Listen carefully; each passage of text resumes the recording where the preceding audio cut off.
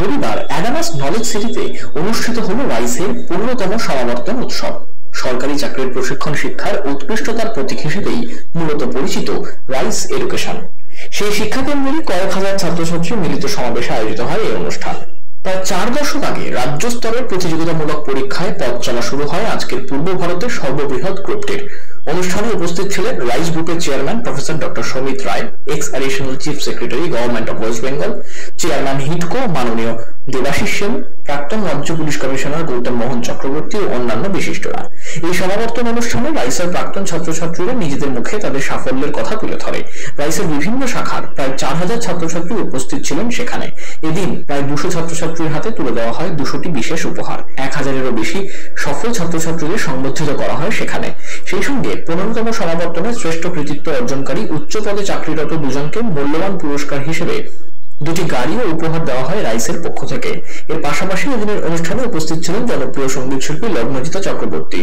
Rice গ্রুপের chairman Samit রায়ের কথায়, রাইস হাজার হাজার মানুষের জীবনের মোড় ঘুরিয়ে দিতে পেরেছে, সরকারি চাকরির স্বপ্ন দেখিয়েছে।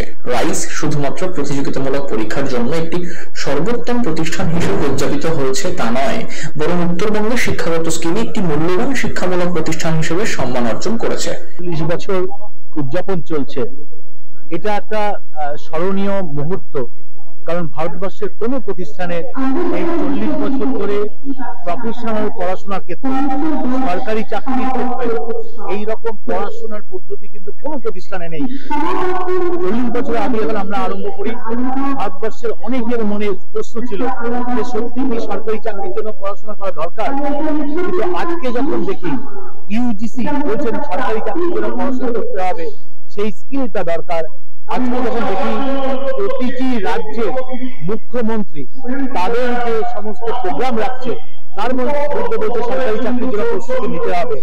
আজকে আমাদের এই রাজ্যে আমরা দেখতে পাচ্ছি গভর্নমেন্ট পর্যন্ত বলছে সরকারি চাকরির প্রস্তুতি নেওয়া দরকার।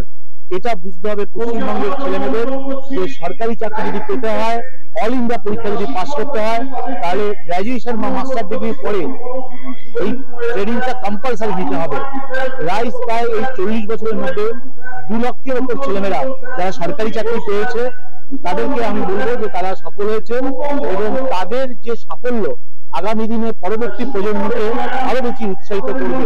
এবং আজকে আপনারা দেখলেন যে যারা 2010 সালে, 2011 সালে বা 12 সালে বিভিন্ন পরীক্ষায় শীর্ষস্থান অধিকার করেছিল, তারাই প্রাক্তন ছাত্রছাত্রীরা যারা রাইসের, তারা আজকে বর্তমান যে ছাত্রছাত্রী তাদের হাতে কি হচ্ছে শীর্ষস্থান অধিকারী, তাদের হাতে আবার গাড়ির চাবি তুলে দিল। এটাই হচ্ছে রাইসের পরম্পরা।